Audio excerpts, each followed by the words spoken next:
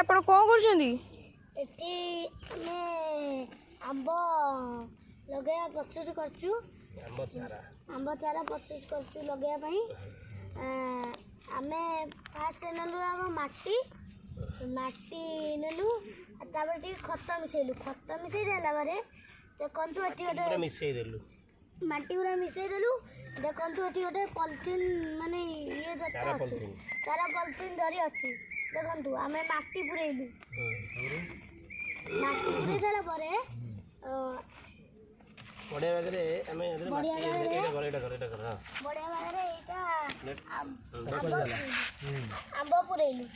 ଆମ୍ବ ଟାକୁଆଟା ପୁରେଇଲୁ। ପୁରେଇ ସାରିଲା ପରେ ଏଇଠି ଦେଖନ୍ତୁ ଆମେ ଏଇନା ମାଟି ଦେଇକି ଆରାମସେ ଫିଲ୍ଅପ୍ କରିଦେଲୁ। ଏବେ ଆମର ଚାରା ପାଇଁ ପଲିଥିନ୍ ପ୍ରସ୍ତୁତ ହୋଇଗଲା। ଆମର ଏଠି ଚାରା ପାଇଁ ପଲିଥିନ୍ ପ୍ରସ୍ତୁତ ହୋଇଗଲା। ଆମେ ଏଇନା ଦେଖନ୍ତୁ କେଜାଏ ଆମ୍ବ ରଖାହେଇଛି ଏଠି, ନା ଟାକୁଆଟା କେଜାଏ ଟାକୁଆ ରଖାହେଇଛି ଏଠି। ସେଗୁଡ଼ା ଆମେ ଲଗେଇବୁ ଏଇନା। ଲଗେଇ ସାରିଲା ପରେ ନା ଦେଖନ୍ତୁ ମାଟି ପୁରେଇଲୁ ଭଲ ଭାବରେ ମିକ୍ସ କରିଦେଲୁ। ଆମେ ଏଇନା ଥୋଇଦେବୁ। ଏ ଗଛ କ'ଣ ହବ, କାହିଁ ଲଗାଉଛ? କ'ଣ ହବ ଏଇଟା? ଗଛ ଲଗା ହବ ଯେ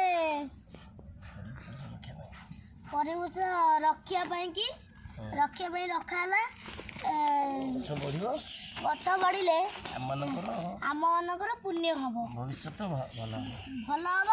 ଆଉ ଯେଉଁ ଭିକାରୀ ମାନେ ବୁଲୁଛନ୍ତି ସେମାନଙ୍କୁ ଖାଇବାକୁ ଦିଆହବ। ଖାଇବାକୁ ଦିଆ ହେଇସାରିଲେ ସବୁ ଦିଆହବ।